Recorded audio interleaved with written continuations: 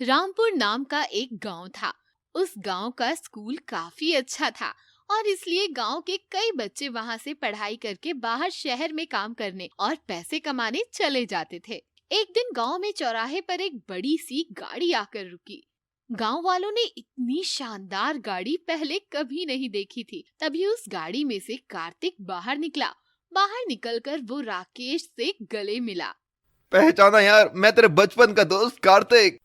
अरे कार्तिक, तू तू तो बहुत बड़ा आदमी बन गया यार, इतनी बड़ी गाड़ी लेके आया है।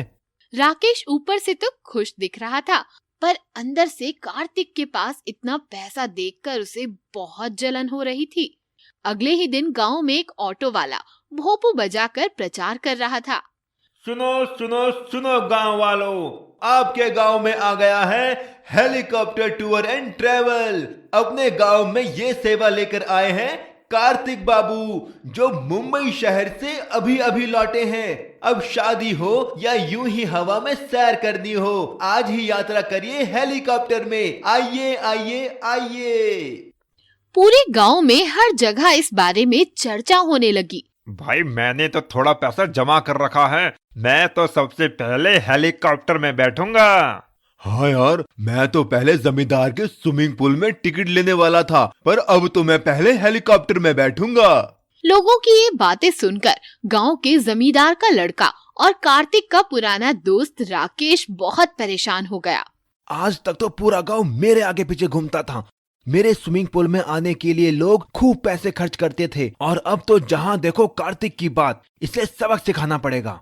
वो हर जगह कार्तिक की बुराई करने लगा, पर जल्दी ही उसे समझ आ गया था कि कार्तिक के हेलीकॉप्टर के सामने उसकी एक नहीं चलने वाली।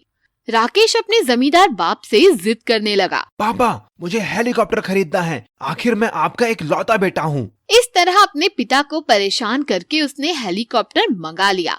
सिंगापुर से उसकी दोस्त प्रीति भी उससे मिलने गांव में आ गई। अरे वाह राकेश, तुमने हेलीकॉप्टर खरीद लिया। मुझे तो हेलीकॉप्टर चलाना भी आता है, चलो किसी दिन तुम्हें घुमा कर लाऊं। राकेश को एक तरकीब सूझी और अगले दिन उसने गांव में ऐलान कर दिया। सुनो सुनो सुनो, अगले हफ्ते हेलीकॉप्टर रेस होगी। राकेश बाबू के सिंगापुर से आए नए हेलीकॉप्टर और कार्तिक के घटिया हेलीकॉप्टर के बीच। कार्तिक ने रेस के लिए मना किया तो राकेश और प्रीति ने उसका मजाक उड़ाया। डर गए क्या कार्तिक? लगता है तुम्हें हेलीकॉप्टर चलाना ही नहीं आता, और मैं तो हेलीकॉप्टर ही क्या, प्लेन तक उड़ा सकती हूँ। आखिरकार कार्तिक तैयार हो गया और हेलीकॉप्टर रेस शुरू हो गई। दोनों हेलीकॉप्टर हवा में उड़ने लगे। कभी प्रीति और राकेश वाला हेलीकॉप्टर आगे और कभी कार्तिक वाला।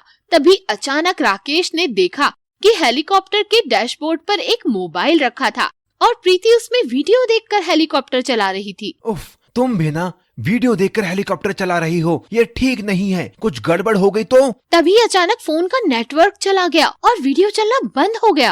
अरे नहीं, ये क्या हो गया? नेटवर्क ही चला गया। मुझे नहीं पता आगे क्या करना है। थोड़ी देर बाद उसका हेलीकॉप्टर जोर जोर से हिलने लगा। अरे यार, मुझसे ये नहीं संभल रहा, हम नीचे गिर जाएंगे, बचाओ। दोनों को ही हेलीकॉप्टर उड़ाना नहीं आता था और उनकी हालत खराब हो गई। किसी तरह वो हेलीकॉप्टर को काफी नीचे तक ले आए और फिर वो एक जगह क्रैश हो गया।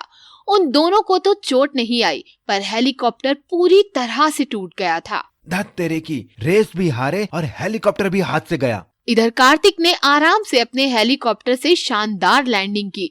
वो उतरकर उन दोनों के पास आया और बोला, मैंने पहले ही कहा था राकेश कि ये सब रेस वगैरह करना ठीक नहीं, फिर भी तुम नहीं माने। अब देखा क्या हुआ। इससे अच्छा तो हम दोनों गांव वालों को मिलकर के हेलीकॉप्टर में घुमाते।